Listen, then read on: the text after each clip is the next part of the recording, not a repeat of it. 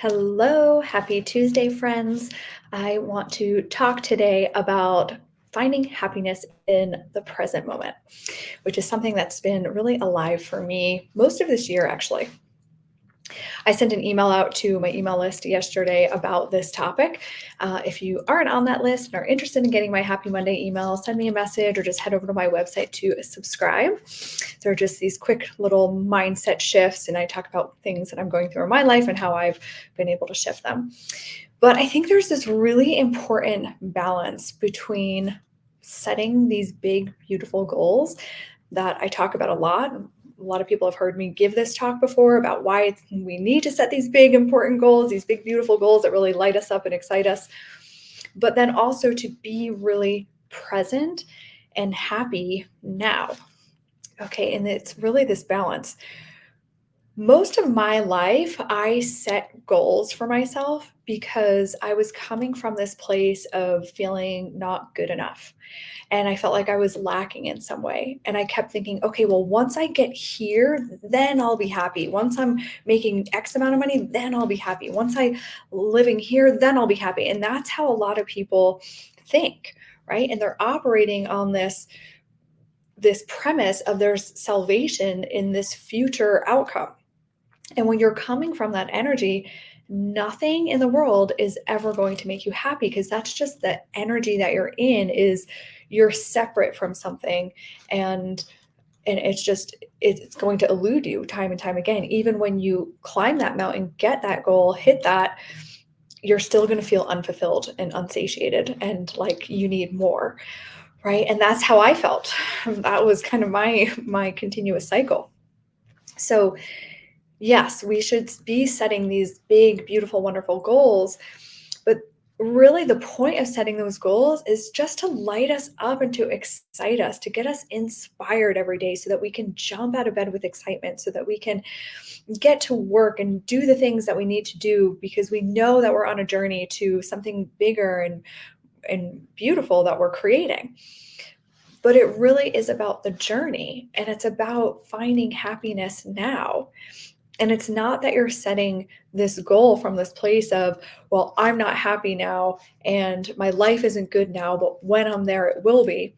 It's you're setting it more from, wow, this would be so cool. This would be really fun to experience. And it would be really fun to even work towards this. And so coming from that place of fun and excitement and innocence is just the way to do it, right? Is you're more lighthearted about it. You're not grasping so tightly to this specific outcome. When you're insisting on the way something has to look and how it has to be done, how you have to get there, you're actually limiting the universe. The universe might have a bigger plan for you than you could even possibly fathom with your limited human mind.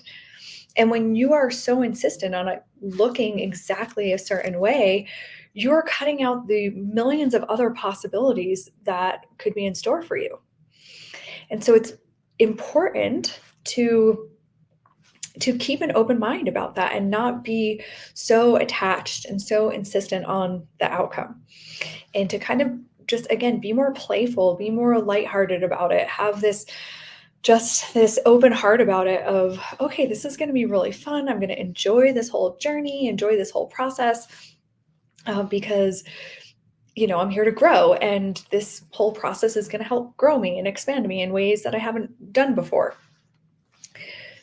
So we use that goal, we use that vision, again, to elevate our state, to get us really excited. But then we drop it, right? We don't want to have any insistence on what it looks like and how we have to get there. And it really is more about the feelings, right? When you think about anything that you want in life, it's because you think it's going to make you feel a certain way once you achieve it. So the key is to tune into those feelings now.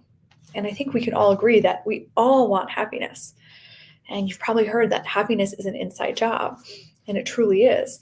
And we can tune in and align ourselves with the frequency of happiness and joy now. Right? And we can get to that point where we're just so happy and filled up and joyful in life in this present moment without wanting or needing anything else to change or be different. And when you can get into that frequency, that is when you become a magnet for all of your desires to come in easily and effortlessly. When we're stuck in this game that we tell ourselves, like, that we're not happy or that things aren't going our way, that is all mind. And mind is resistance, and resistance to what is. And resistance really blocks the flow of things coming into our experience. So think about an electric wire, right? If there's any resistance in it, the electricity will not flow.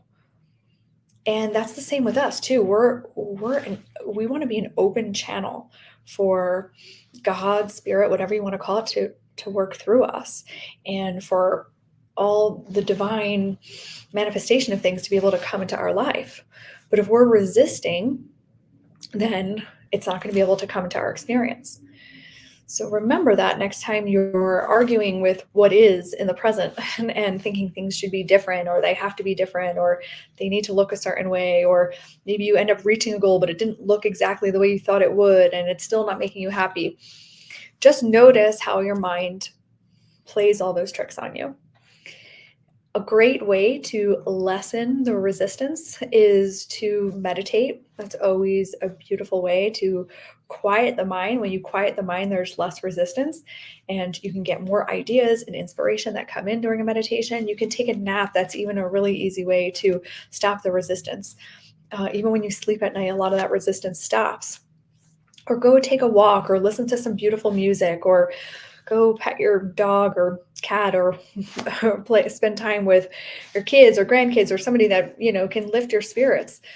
That can help get you out of that resistance, because that resistance really is blocking the flow of your divine path.